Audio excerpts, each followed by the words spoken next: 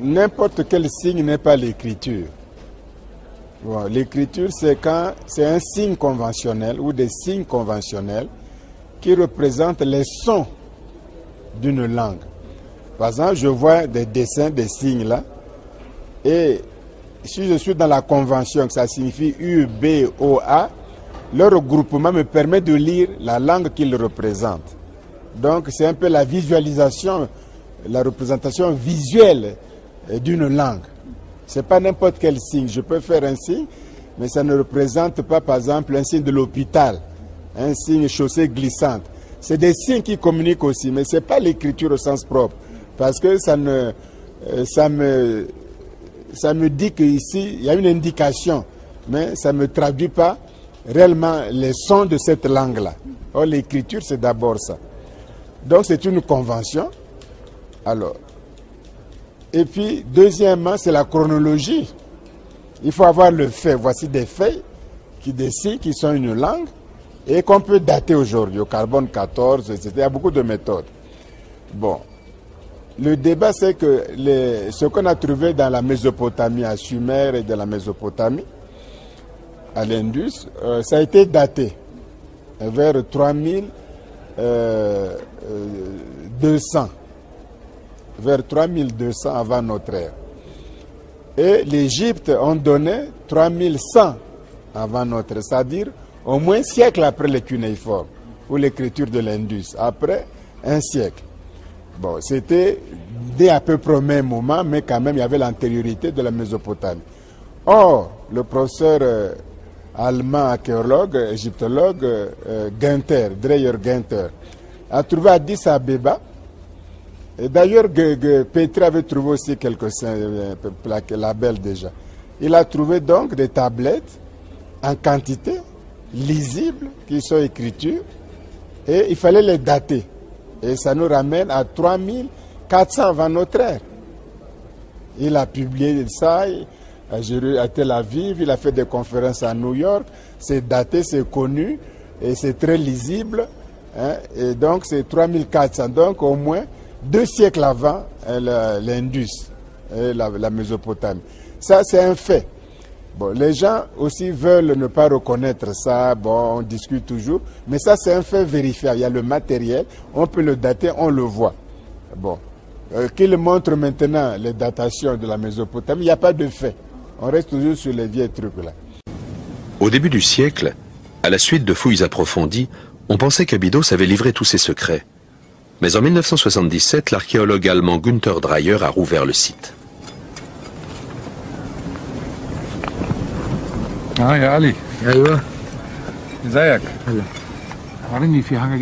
Depuis, avec son équipe, il a exploré à nouveau les tombes de nombreux rois, y compris celle de Narmer.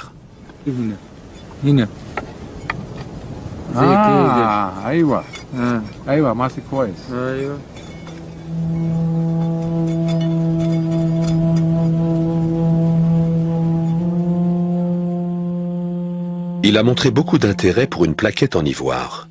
Ce type de plaquette était à l'origine attaché à des jarres d'huile. Malgré sa petitesse, elle réservait à l'archéologue une surprise de taille.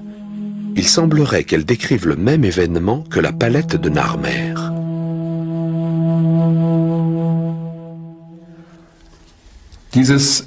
C'est une plaquette d'ivoire du roi Narmer, découverte près de sa tombe. Ces plaquettes servaient à indiquer la date où l'huile avait été expédiée. À cette époque, les dates étaient indiquées par le nom de l'année, nom choisi en fonction des événements majeurs survenus au cours de l'année. Dans ce cas, c'est une victoire du roi Narmer sur le peuple du Delta. C'est sans aucun doute le même événement que relate la palette de Narmer. Nous pouvons donc en déduire qu'elle fait référence à un événement historique qui a eu lieu une année précise.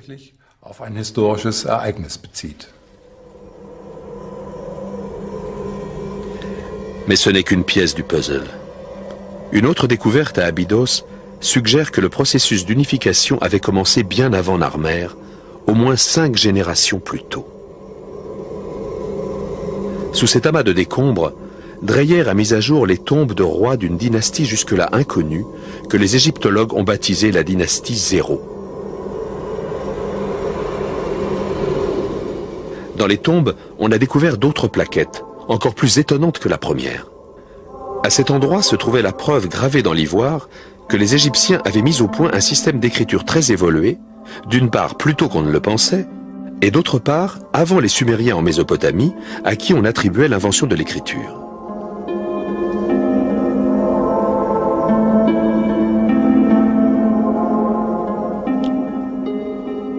L'écriture sumérienne la plus ancienne, telle qu'on la voit ici, était un système qui reposait sur de simples images et des nombres.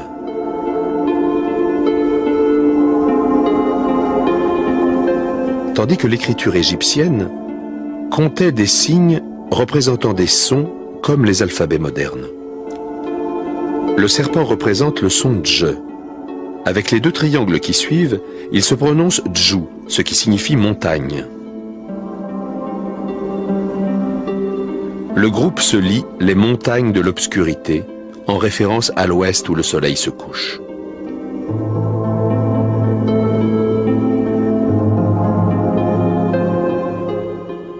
Les hiéroglyphes sur les autres plaquettes indiquent que le roi percevait déjà des impôts en Haute et Basse Égypte. Cela signifie donc que l'unification avait déjà eu lieu.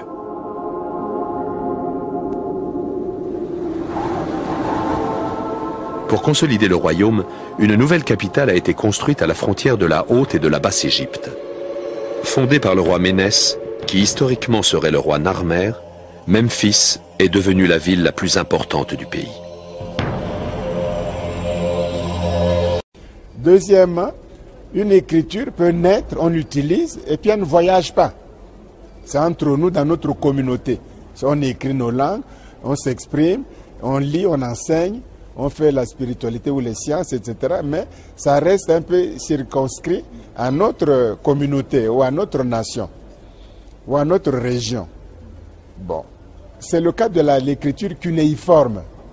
C'est-à-dire c'est l'écriture écrite comme des clous, en forme de clous, des pinceaux comme ça, qu'on inscrit dans l'argile.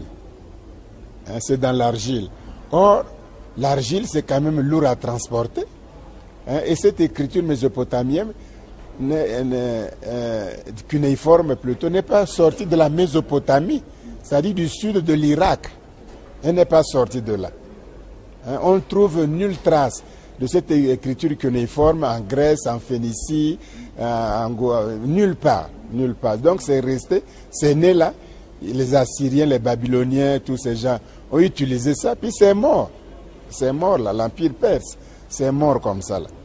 Tandis que l'écriture égyptienne, elle-même, elle a évolué. Elle-même a évolué. Ça dit que de la forme qu'on connaît, qu'on appelle hiéroglyphique, c'est vraiment un dessin assez compliqué, détaillé. Alors, à partir de là, je peux faire plus rapide. J'ai la cursive, le même signe, je peux l'écrire plus rapidement. C'est la cursive hiératique. Le même signe qui est déjà simplifié, je peux l'hyper simplifier encore. C'est l'écriture démotique. C'est toujours la simplification des hiéroglyphes, des signes avec les mêmes valeurs. Bon, or, cette écriture-là, quand les peuples, disons, du Nord là, venaient exploiter les cuivres au Sinaï, avec les ouvriers égyptiens, ben, ils communiquaient avec cette écriture-là. Et les Phéniciens ont pris ça. Il y a même un texte égyptien, le pharaon voudrait faire une barque à Amon, il a envoyé quelqu'un aller chercher du bois au Liban. Donc à Tyr, Sidon, les ports, les Byblos, les ports phéniciens au Liban. Et le gars que le pharaon avait envoyé arrive finalement dans l'un des ports, le Byblos ou Sidon ou Tyr. Et il voit le prince, le chef du lieu. Mais le gars s'étonne, dit, mais enfin, mais qu'est-ce que tu viens faire ici, toi?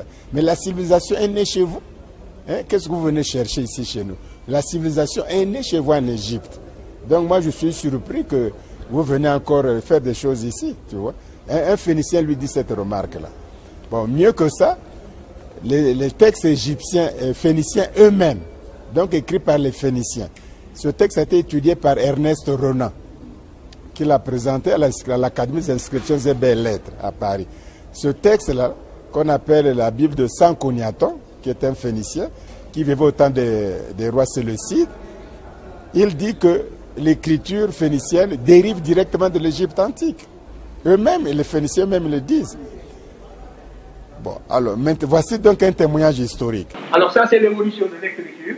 Hiéroglyphe égyptien, hiéroglyphe crétois, le linéaire A qui est crétois, le linéaire B qui est crétois, le phénicien du XIIIe siècle avant Jésus-Christ et le phénicien du IXe siècle avant Jésus-Christ. Et c'est la forme suivante de l'alphabet phénicien qui est passé en Grèce. Donc, quand vous dites que l'écriture, vous voyez, est inventée par les autres, vous voyez, tout est parti d'ici, et vous pouvez suivre l'évolution jusque-là. Vous avez encore, et ce même alphabet dit phénicien, vous le retrouvez encore sur les rochers du Sinaï, et on sait que c'est un alphabet que les Égyptiens connaissaient également. Par conséquent, vous ne pouvez pas mesurer tout ce qui appartient à l'Afrique, ou tout ce qui est parti de l'Afrique, et à peine transformer, remodeler, et qui nous a été de nouveau resservi. C'est la raison pour laquelle aussi l'Afrique n'a pas à s'interdire une pensée quelconque. L'Afrique peut puiser les éléments de sa civilisation partout où, si besoin, s'en faisait sentir, parce que tout était parti de l'Afrique. Il y a des peuples qui n'ont jamais d'ailleurs rien inventé. Strictement rien. Qui ont tout reçu. C'est le cas typique de la Grèce ancienne. La Grèce ancienne n'a strictement rien inventé. Ce qu'on appelle invention scientifique. Mais rien, zéro. Ils le reconnaissent eux-mêmes. Si c'est l'écriture, bon, on dit quand même, bon, l'écriture grecque, le grec est écrit. Mais la première chose à inventer, c'est d'inventer au moins son écriture. L'alphabet grec n'est même pas grec. Non seulement les lettres, même les noms des lettres. Quand vous dites bêta, ce n'est pas un mot grec. Alpha, bêta, gamma, delta, etc. Ce ne sont pas des mots grecs. Alpha, c'est pour Aleph, sémitique. Bêta, c'est pour bête, sémitique, veut dire maison. Gamma, c'est guimel, etc. Delta, c'est dalé, etc. Les Grecs n'ont pas inventé l'alphabet. Ça suffit, non, on peut s'arrêter. Ils n'ont pas inventé l'alphabet grec, les Grecs. Alors que tout le monde croit que l'alphabet grec est une invention autochtone des Grecs. Non, ils ont reçu ça. Ils ont reçu ça des Phéniciens. Et les Phéniciens eux-mêmes de l'Égypte antique. Ils le reconnaissent, même les Phéniciens. Même si aujourd'hui on nie. Ils n'ont pas inventé donc l'écriture, c'est important. Ils n'ont pas inventé l'écriture. Et nous avons retenu ça. Au lieu de dire Aleph, je prends seulement le A. Au lieu de dire bêta, je prends seulement le B. Au lieu de prendre seulement le D, le delta, je prends le D. Donc vous avez A, B, C, D. A, B, D veut dire quoi? B, C, D, L, P, K, M, N, U. C'est simplement la première lettre de l'alphabet. Au lieu de dire Aleph, on prend seulement A. Donc, et puis d'abord le mot alphabet c'est quoi? Quand tu ajoutes Aleph et Bêta, ça donne l'alphabet. Même le nom de l'alphabet. Tu vois? Oui, quand tu as alpha, Aleph et Bêta, c'est l'alphabet. C'est l'alphabet. Donc même quand nous disons l'alphabet, ce mot n'est pas indo-européen. On a au départ à Sumer le dessin d'une tête de bœuf approximativement, qui devient un peu plus abstraite, qui bascule vers la droite et qui rappelle l'alpha de l'alphabet grec, qui bascule encore et qui me donne le A de l'alphabet latin. Mais au départ, je vous rappelle que le bœuf se disait en sumérien Aleph. Or, on dit pour cette lettre-là en grec alpha. La première lettre de l'alphabet en hébreu se dit Aleph, en arabe c'est Alif. Et donc le nom de la lettre, c'est le nom du bœuf au départ. À l'origine de l'alphabet, il y a donc des dessins. Ces dessins portent les valeurs des sociétés pastorales qui les ont mûris durant des siècles. Il y a des millénaires de cela. Au début, ce sont aussi des valeurs partagées avec d'autres peuples qui font évoluer dans un sens différent leurs propres alphabets. La maison se disait bête en sumérien, se dit encore aujourd'hui en arabe bit, et c'est le B, le son initial, que l'on a conservé, ce qu'on appelle l'acrophonie. Acro, c'est en haut, comme acropole, le haut de la ville. Acrophonie, le haut du son. C'est au fond un sigle oral. Et c'est comme ça qu'est né l'alphabet. Tu vois? Donc voilà, et du coup, la Grèce a donné aux Étrusques, ça a donné à Rome. Rome nous a donné toutes les écritures que nous employons aujourd'hui. Depuis le Moyen-Âge, les onciales, etc., les formes changent. Et puis comme les chrétiens grecs ont christianisé les Slaves, et le Saint Cyril et tant d'autres. Bon, ils ont amené l'écriture grecque là-bas, ça a transformé, ça a donné le cyrillique et l'écriture russe. C'est la même chose, l'écriture russe et puis leur écriture là-bas, de l'Europe orientale. Voilà, donc voilà la dissémination de l'écriture égyptienne. Je ne suis pas le premier à le dire, mais même il y a Gardiner, qui est un grand égyptologue, qui a écrit la grammaire. Il a un article sur les écritures sinaïtiques. Il dit que nous utilisons encore de nos jours l'écriture égyptienne, à travers le temps, à travers les formes, etc. Bon, ici ils disent l'écriture linéaire ou crétoise, ou des Minos là. Ça n'a pas donné, ça a donné quel descendant? Ça n'a rien donné, aucun descendant. Le linéaire B ou le linéaire A n'a donné aucun descendant. Mais par contre, si tu prends l'écriture hiéroglyphique égyptienne, mais tu peux le comparer avec beaucoup de systèmes africains, hein, que ce soit le Vey, que ce soit le Keplé, le Loma ou le Toma, l'écriture Bambara, l'écriture Dogon. Ça, un Américain blanc fait ça. Il a comparé les signes Dogon avec les signes hiéroglyphiques, tu vois, récemment.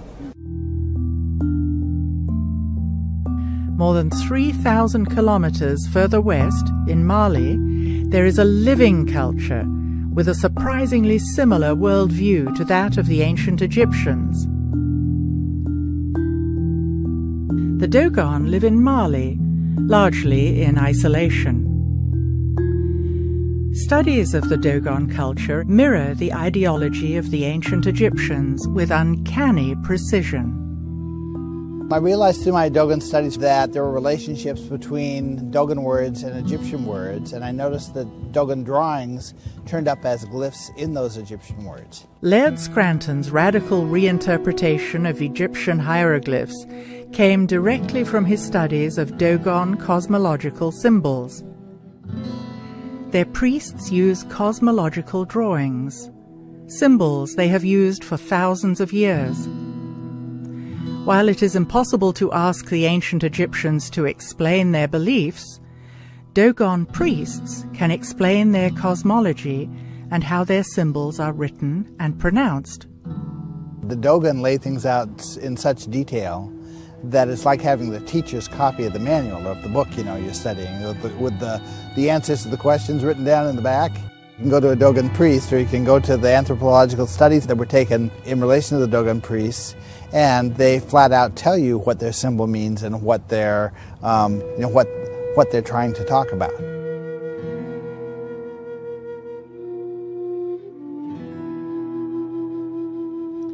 The general pattern I could say is that Dogon cosmology tells us how a concept should be expressed, how the word should be pronounced, what multiple levels of meaning the word should be associated with, and what kind of a drawing it should be associated with. That predicts for us what we ought to find in Egypt.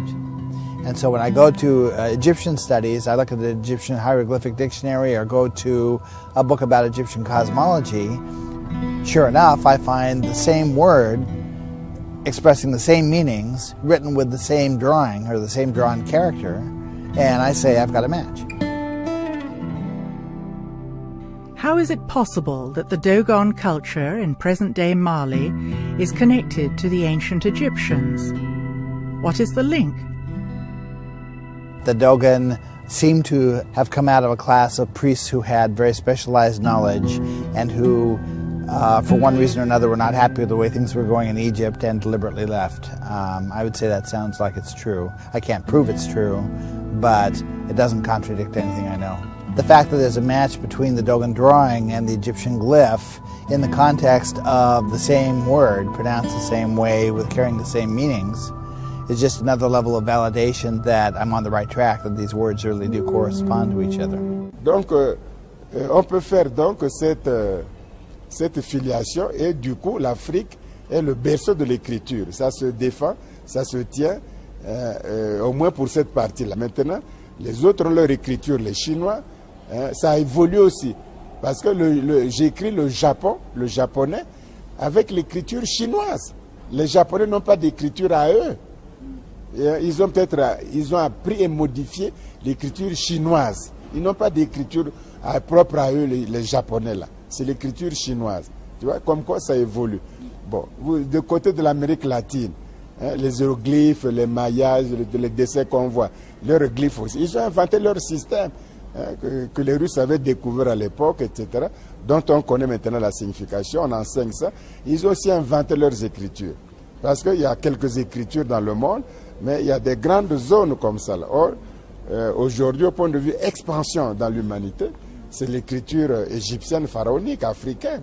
Mais qui a créé les premières universités en Europe? Quels sont les créateurs des premières universités? L'enseignement supérieur, là où on enseigne, qui a créé ça en Europe? Les premières universités ne sont pas en Allemagne, ne sont pas en Finlande ou en Suède, ne sont pas en Angleterre, sont au sud, ne sont même pas en France, sont au sud, en Espagne. En Espagne. Les Cordoue, Cordoba, Cordoue, Séville, etc. Les Arabes venant de Bagdad ont disséminé cette union, ont conquis pendant des siècles la péninsule ibérique. Il y a eu des gens comme Averroès, hein, comme Avicenne. On enseignait le canon de médecine d'Avicenne en Hollande jusqu'au XVIIe siècle. Hein, on enseignait ça. Voyez-vous, donc c'est des choses extraordinaires, quoi. Ces valeurs de la civilisation que l'Afrique avait déjà dégagées dans l'Antiquité, végétaient dans les bibliothèques de Byzance, étaient reprises à Bagdad, et ce sont ces éléments de la civilisation qu'après l'Égypte, les Arabes, n'est-ce pas, ont véhiculés jusqu'en Afrique.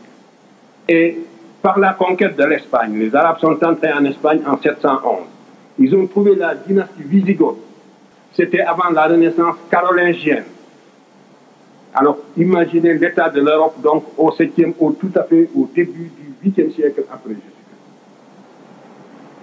Et quand les Arabes vont sortir, expulsés de l'Espagne, jour pour jour, c'est Isabelle de Castille qui, après avoir assiégé le dernier bastion arabe à Grenade, a passé des accords avec Christophe Colomb en 1492.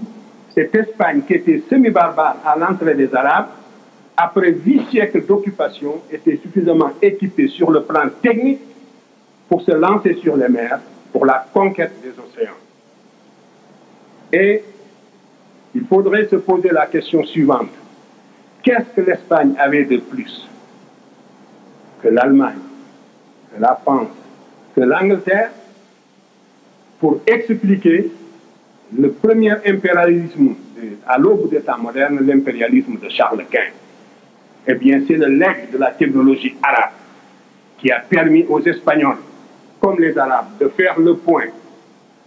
Les Arabes avaient créé un centre astronomique à Tolède. Ils ont commencé à dresser les premières cartes marines. Ils ont introduit la boussole. Les Chinois commençaient déjà à naviguer en haute mer. Ils savaient faire le point. Il y a des textes chinois du XIIe siècle qui ne laissent aucun doute là-dessus. Et les Arabes, en véhiculant ces connaissances à l'ouest, donc l'introduction de la boussole et du gouvernail axial, c'est-à-dire le gouvernail des tambours qui est fixé à l'arrière du bateau par des charnières, à partir de ce moment-là, on maîtrise les mouvements du navire, qui est la caravelle, qui est aussi sûrement l'amélioration d'une version de bateau que les Arabes connaissaient déjà. Et donc, c'est en introduisant tous ces éléments en Espagne et au Portugal. Le Portugal a été le premier pays à se libérer. Vous savez que les croisades, ça a été une réaction de l'Europe pour libérer l'Espagne de ce qu'on appelait l'occupation des Sarrasins. Et l'Europe a pris conscience sur le plan culturel et religieux par une opposition dialectique à l'ensemble du monde arabe. Et il serait intéressant que nous, les Africains, nous fassions une relecture précisément africaine de la chanson de Roland. Parce que ce sont les monuments épiques même qui sont à la base, qui sont les fondements culturels de la civilisation occidentale, qui nous montrent quelles étaient les préoccupations. Charlemagne, un siècle après l'entrée des Arabes, ou un peu, est allé combattre à Roncevaux avec Roland contre ces Sarrasins, justement. Et les croisades, ça a été la véritable prise de conscience de l'Europe en tant qu'individualité culturelle occidentale de contribuer à rejeter les Sarrasins en dehors de l'Europe.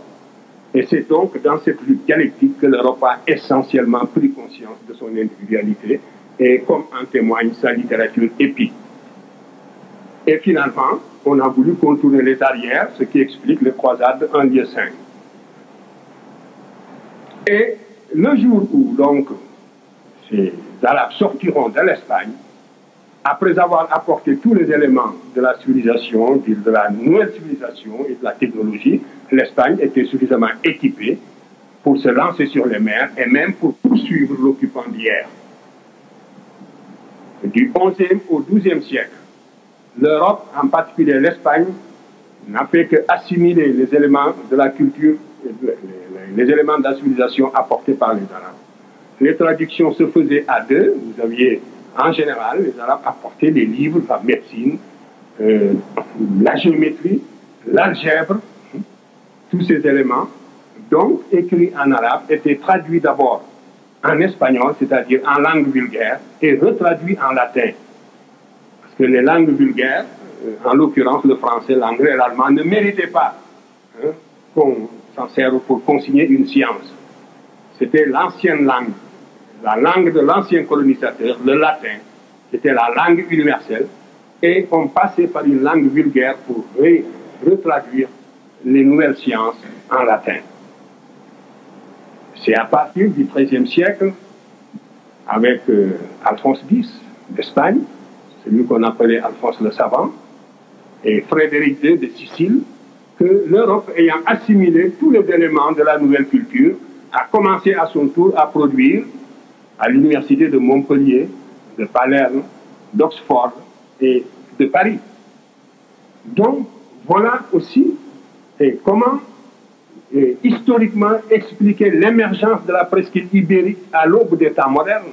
C'est inséparable de la colonisation arabe qui est passée donc par l'Afrique. C'est toutes ces valeurs qui ont transité par l'Afrique. Vous savez aussi que dans la conquête, la part africaine était extrêmement importante. Les Cananéens ont pris les hiéroglyphes qui avaient du sens pour eux. Puis ils ont vu la tête du taureau. Ils pouvaient immédiatement s'y rapporter parce que c'était la tête de leur propre dieu, Baal. Je vois. Mais dans leur dialecte sémitique, l'animal était appelé Alouf, Alf ou Alif. Donc ils regardent ce taureau et disent Alouf à la place du mot égyptien. Oui, ils le disent dans leur propre langue et ils ont décidé que cela représenterait le son A. Ils l'ont simplifié, j'imagine, en seulement 2 coups de pinceau. C'est ça. Quelques siècles plus tard, les scribes en Phénicie adoptent le dessin du taureau. Ils l'orientent différemment, car l'image ne compte plus. Puis, les Romains en changent la direction. Ainsi, vous arrivez au A latin. Ce que vous avez ici est en fait le hiéroglyphe égyptien du taureau qui dort pour toujours dans la lettre A. Parce que ce n'est que le taureau tourné sur ses cornes. Vous voyez ? Au final, presque toutes les lettres de l'alphabet latin sont dérivées des hiéroglyphes que les Cananéens de Sérabit ont choisis pour représenter les sons de leur langue. Le signe égyptien du rectangle ouvert, qui représente la maison, a été raccourci par les Grecs et inversé par les Romains pour créer la lettre B.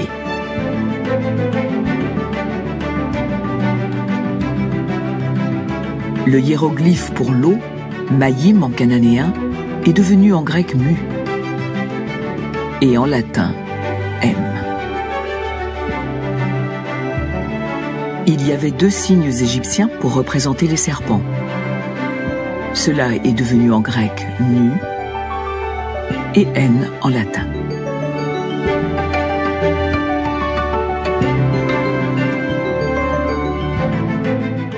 Quel est le nom égyptien pour la tête? On ne sait pas exactement, mais c'est quelque chose comme Tapt ou Topt, mais ça n'avait aucun intérêt pour les Cananéens. Alors quel est leur mot à eux pour la tête? Très différent, roche. Roche avec un R? Oui, avec un R au début, et ici, ils arrivent au R. Donc c'est la tête des Cananéens. Oui.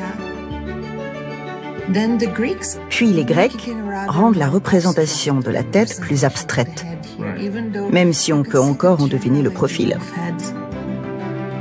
Les Romains ont tout retourné, systématiquement.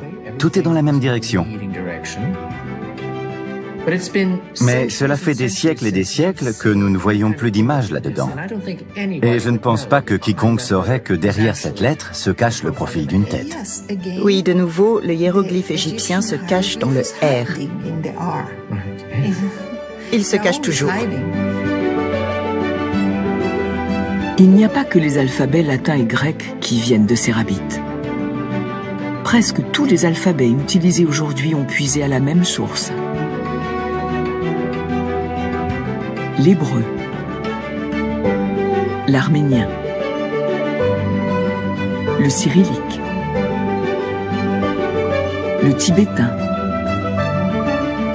le devanagari,